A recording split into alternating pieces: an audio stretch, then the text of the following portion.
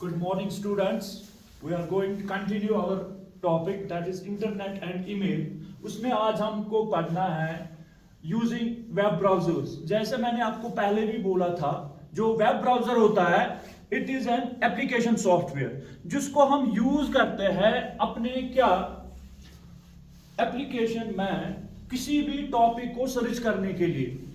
Web browser हमारे जब हम अपने सिस्टम को इंटरनेट के साथ कनेक्ट करते हैं उसके बाद हम डिफरेंट वेब ब्राउजर्स का यूज कर सकते हैं. जैसे मैंने आपको पहले ही बोला था, हमारे पास आजकल एक कॉमन वेब ब्राउजर है जिसका नाम है Chrome, Mozilla Firefox, internet explore. ये वेब ब्राउजर्स हम यूज करते हैं अपनी इंफॉर्मेशन को क्या करने के एक्सेस करने के लिए इंटरनेट पे.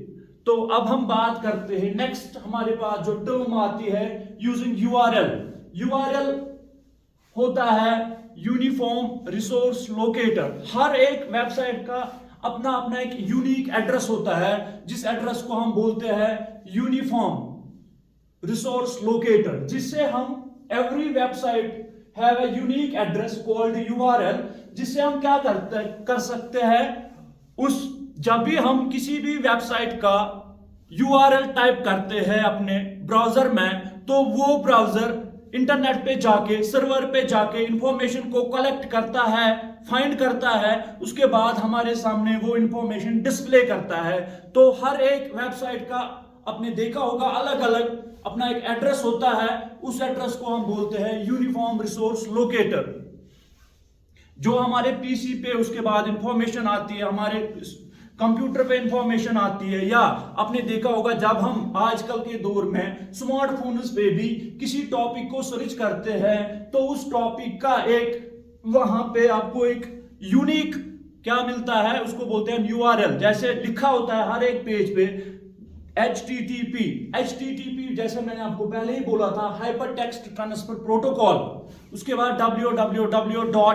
हर एक ऑर्गेनाइजेशन का अपना एक यूआरएल होता है. उसके बाद हमारा जो next topic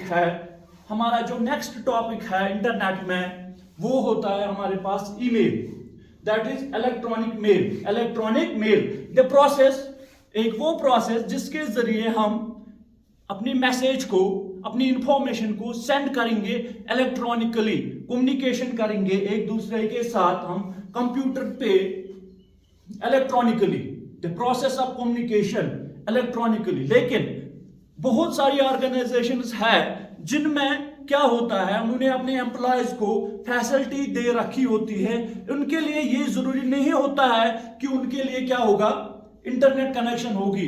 with in organisation वो अपने एम्प्लॉयज के साथ, अपने कुलीग्स के साथ, अपने फ्रेंड्स के साथ, एक दूसरे के साथ वो इंटरनेट पे बात कर सकते हैं, एक दूसरे को मेल कर सकते हैं. लेकिन मेल की सर्विस इस्तेमाल करने से पहले मैंने आपको बोला था, अगर हमें किसी भी अपने फ्रेंड को, अपने दोस्त को, अपने पेरेंट को कोई लेटर भेजनी होगी, सिंपल इंग्लिश में कोई लेटर भेजनी होगी, तो उसके लिए हमें चाहिए उस बंदे का एड्रेस, ताकि हम किस एड्रेस पे उसको वो लेटर भेजेंगे उसको हम बोलते हैं ईमेल एड्रेस. ईमेल एड्रेस को डिस्कस करने से पहले हम यहां पे बात करेंगे एडवांटेजेस ऑफ ईमेल. क्या एडवांटेज होती है ईमेल की? हम किसी भी बंदे को कभी भी, एनी टाइम, हम किसी भी बंदे को मैसेज कर सकते हैं, हम कहीं भी मैसेज कर सकते हैं.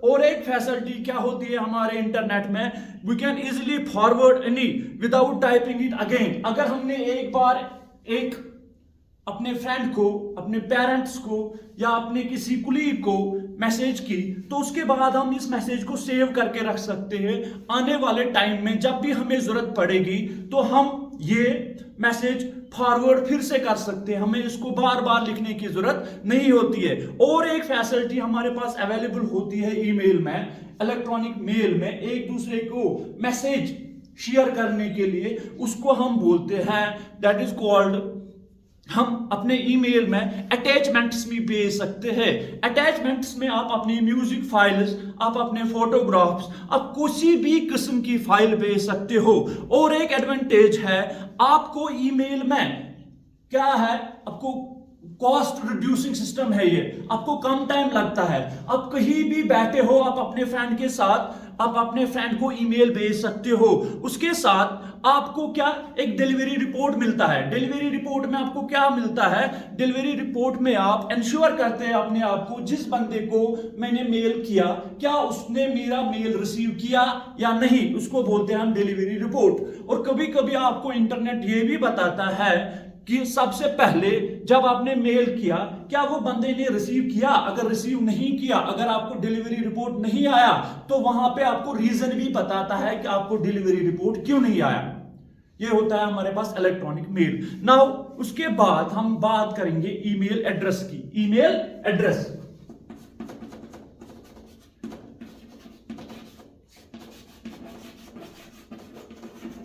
जैसे मैंने आपको पहले भी बोला था, जब भी हमें किसी बंदे को, अपने फ्रेंड को, अपने पेरेंट्स को, अपने कुलीग्स को, दुनिया में कहीं भी उनके साथ हमें कोई भी इंफॉर्मेशन शेयर करनी होगी, उसके लिए हमें होना चाहिए उस अपने फ्रेंड का एड्रेस। इसी तरह जब आप किसी बंदे को मेल करोगे, आपको खुद भी पहले आपको ईमेल अकाउंट क्रिएट करना है। उसके बाद ईमेल अकाउंट आप बहुत सारे हमारे पास सर्विसेज है, जैसे जीमेल है, हॉटमेल है, रेडिट मेल है, याहू मेल है। इनमें आप अपना ईमेल एड्रेस ओपन कर सकते हो, क्रिएट कर सकते हो, साइन इन कर सकते हो। उसके बाद आप अपने किसी भी फ्रेंड को ईमेल भेज सकते हो। ईमेल भेजने से पहले आपको पता होना चाहिए कि ईमेल एड्रेस में होते हैं 3 पार्ट्स। एक पार्ट को हम बोलते हैं यूजर नेम, दूसरे पार्ट को आप देखोगे बीच में लगा होता है 8, और उसके बाद होता है डोमेन नेम। अगर हम इस 3 पार्ट्स को समझने की कोशिश करेंगे, आप सबको पता होगा। फॉर एग्जांपल, मैंने अपने नाम पे एक ईमेल एड्रेस बनाया है, सपोज इशफाक 12@gmail.com। देखो पहले मैंने जो लिखा इशफाक 12, इसको बोलते हैं हम यूजर नेम, और बीच में हम एक सिंबल लगाते हैं, जिस सिंबल को हम बोलते हैं 8, प्रोनाउंस करते हैं हम इस सिंबल को 8। ये डिफरेंशिएट करता है यूजर नेम और डोमेन नेम के दरमियान। डोमेन नेम होता है किसी भी कंपनी का नाम, किसी भी सर्विस का नाम, जिस कंपनी में आप अपना ईमेल एड्रेस खोल रहे हो। फॉर एग्जांपल, हमने यहां पे लिखा जीमेल, तो हम जीमेल की सर्विस इस्तेमाल कर सकते हैं। इसी तरह हम याहू मेल अगर लिखेंगे, that means we are using Yahoo mail. इसी तरह जब भी आप अपना ईमेल एड्रेस क्रिएट करोगे, तो आपको वहां से पहले पूछा जाता है, नेम में 2 पार्ट्स होते हैं जनरली। आपने देखा होगा आपके नाम से के साथ होगा, फॉर एग्जांपल जैसे मेरा नाम है इशफाक अहमद पर्रा, तो इस नाम में एक तो आता है फर्स्ट नेम, दूसरा आता है लास्ट नेम, या और एक पार्ट होता है मिडिल नेम। फर्स्ट नेम में आप अपना नाम बोलते हो, लास्ट नेम में आप अपनी कास्ट बोलते हो। उसके बाद आप लोगों से इंश्योर किया जाता है कि आप क्या रखना चाहते हो अपने ईमेल अकाउंट का नाम। एक बात आप बच्चों याद रखोगे, जब भी आप ईमेल अकाउंट क्रिएट करोगे, तो ईमेल अकाउंट हर एक बंदे के लिए, हर एक इंटरनेट यूजर के लिए यूनिक होता है। यूनिक का मतलब होता है जो भी हमारे पास, इससे पहले हमने पढ़ा था इंटरनेट सर्विस प्रोवाइडर्स, ISPRs होते हैं। ये हर एक बंदे को इंटरनेट पे यूनिकली आइडेंटिफाई करते हैं। इसी तरह ये हर एक बंदे को इंटरनेट पे अलग अलग नाम से करते हैं डिफरेंशिएट, अलग अलग नाम से करते हैं आइडेंटिफाई, ताकि कल जाके अगर इनको आइडेंटिफाई करना होगा किसी पर्टिकुलर यूजर को, तो वो वहां से उस बंदे को क्या कर सकते हैं, ट्रेस कर सकते हैं। उस बंदे का IP एड्रेस वो ट्रेस कर सकते हैं। इसीलिए इंटरनेट पे हर एक बंदे को यूनिकली आइडेंटिफाई किया जाता है। उसके बाद आप लोगों से पूछा जाता है, आप अपना क्या रखोगे, यूजर नेम, किस नाम से आप अपना अकाउंट खोलोगे, लेकिन उसके बाद 8 के बाद आता है डोमेन नेम, किसी भी कंपनी का नाम, फॉर एग्जांपल जीमेल का नाम। उसके बाद आपको इंश्योर किया जाता है आप अपने इस ईमेल अकाउंट को क्रिएट करने के बाद रख सकते हो पासवर्ड।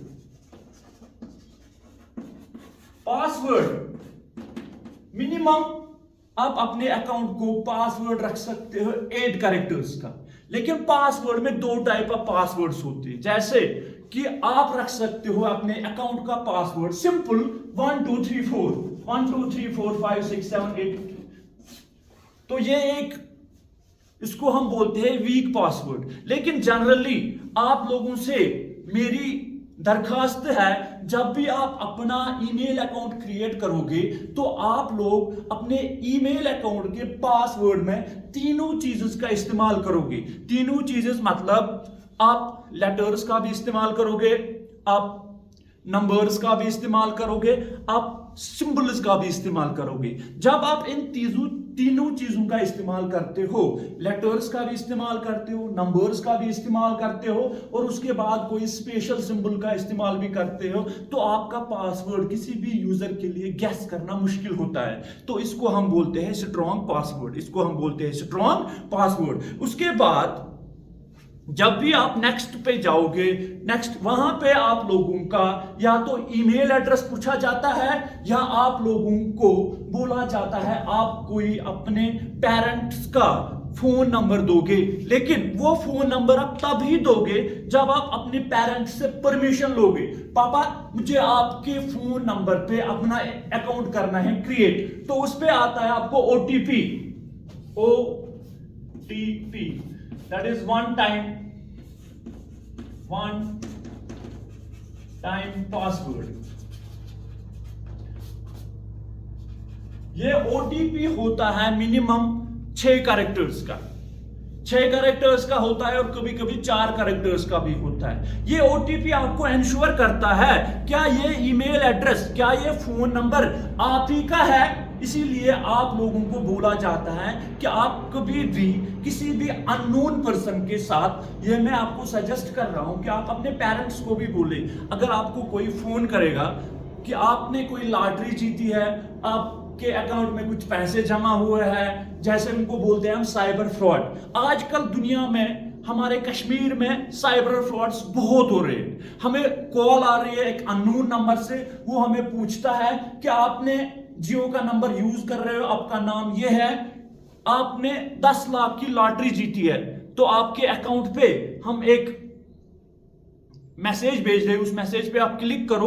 वहां पे आप लोगों को बोला जाता है आप अपनी डिटेल्स करो एंटर, उसके बाद हम आपके अकाउंट में पैसे करेंगे ट्रांसफर। कभी भी किसी भी अननोन पर्सन पे भरोसा नहीं करना चाहिए। और मेरी आपसे ये गुजारिश है कि कभी भी किसी भी अननोन पर्सन के साथ आप अपना पासवर्ड, आप अपनी पर्सनल डिटेल्स, आप अपनी बैंक डिटेल्स कभी भी शेयर नहीं करोगे।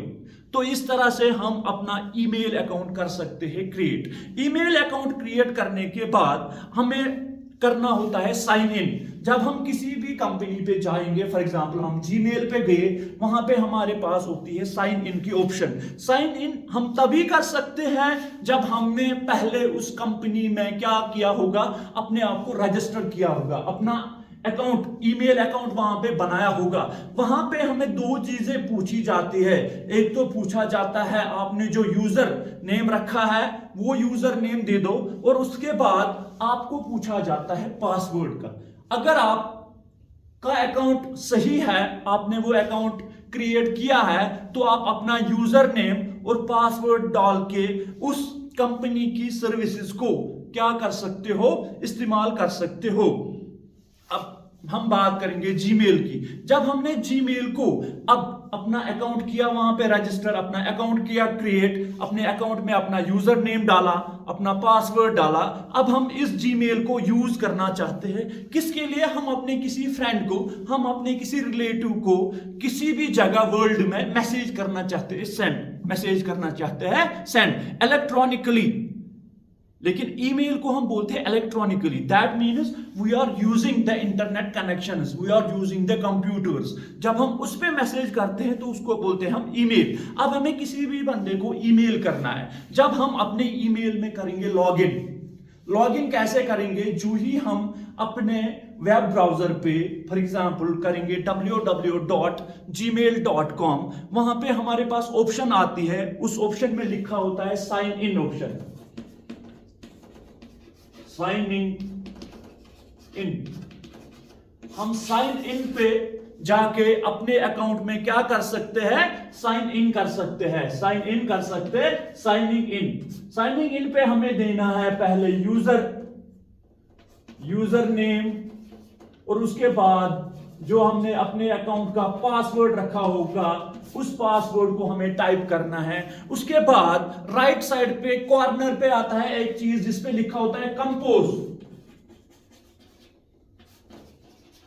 कंपोज मीन्स हमें किसी अपने रिलेटिव को मैसेज करनी है सेंड। लेकिन मैसेज सेंड करने से पहले आप बच्चों सब याद रखोगे, ईमेल भेजने से पहले वहां पे कुछ टर्म्स आती है। हमें सबसे पहले मैंने आपको बोला हमें यूजर का, हमें रिसीवर का एड्रेस पता होना चाहिए। जिस बंदे को हमें मेल करना है हमें उस बंदे का एड्रेस पता होना चाहिए। सबसे पहले हमें होना चाहिए receiver's address,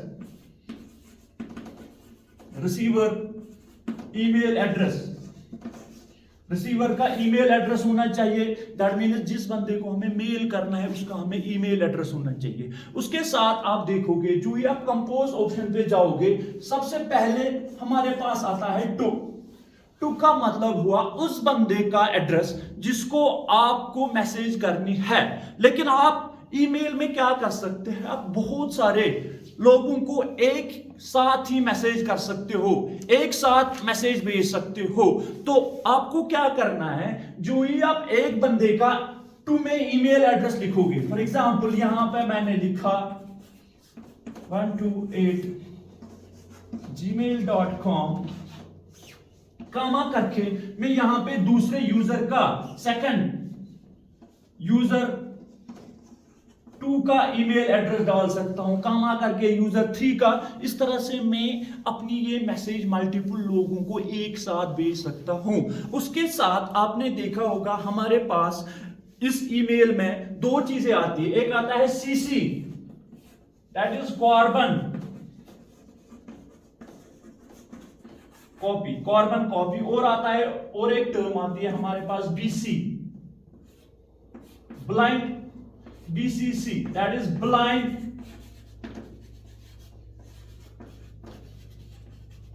carbon copy, blind carbon copy। देखो जब हमने एक से ज्यादा बंदों को ईमेल किया है, अब हम चाहते हैं कि उनको कार्बन कॉपी मिलनी चाहिए, उनको पता लगना चाहिए कि और किस किस बंदे को हमने ये मेल सेंड किया है, हमने ये मैसेज सेंड की है, तब हम उसको बोलते हैं कार्बन कॉपी। तब हम उसको कार्बन कॉपी में लिख सकते हैं। अगर हमें इंश्योर करना है कि दूसरे बंदे को पता नहीं चलनी चाहिए कि हमने किस किस को ये ईमेल मैसेज ईमेल सेंड किया है, तो तब हम क्लिक करेंगे BCC पे, that is blind carbon copy, blind carbon copy. उसके बाद और एक चीज आता है जिसपे होता है सब्जेक्ट। सब्जेक्ट में आप क्या करते हो, आप अपने इस ईमेल का जो मेन मोटिव होगा, फॉर एग्जांपल आपको किसी को ईमेल करना होगा, जब कंपनी अपने एम्प्लॉयज को कभी ईमेल करती है तो वो एम्प्लॉयज को अपॉइंट कर सकती है, एम्प्लॉयज को वर्क असाइन करती है, तो वो चीज हम डिफाइन करते हैं उसके सब्जेक्ट में। उसके बाद अगर हमें ईमेल में कुछ और चीजें, इमेजेस भेजनी होगी, फाइल्स भेजनी होगी, तो वो चीज हम कर सकते हैं उसके अटैचमेंट्स में। उसके बाद हम सेंड पे क्लिक करेंगे तो उस पर्टिकुलर बंदे को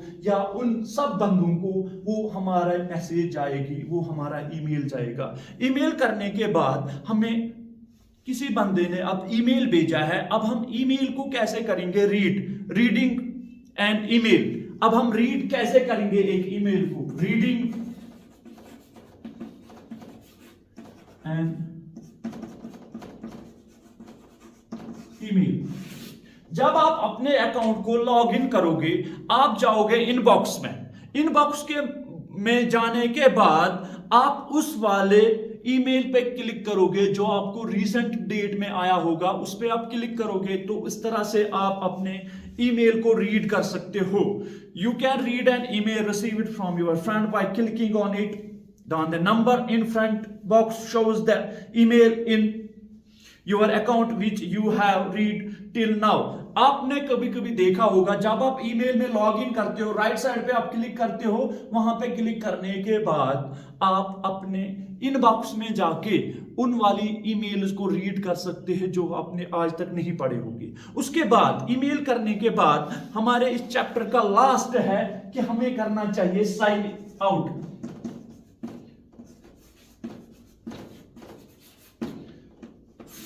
देखो, जिस अकाउंट का भी हम यूज करेंगे, इस अकाउंट को अपना काम खत्म करने के बाद हमें उस अकाउंट से बाहर आना चाहिए।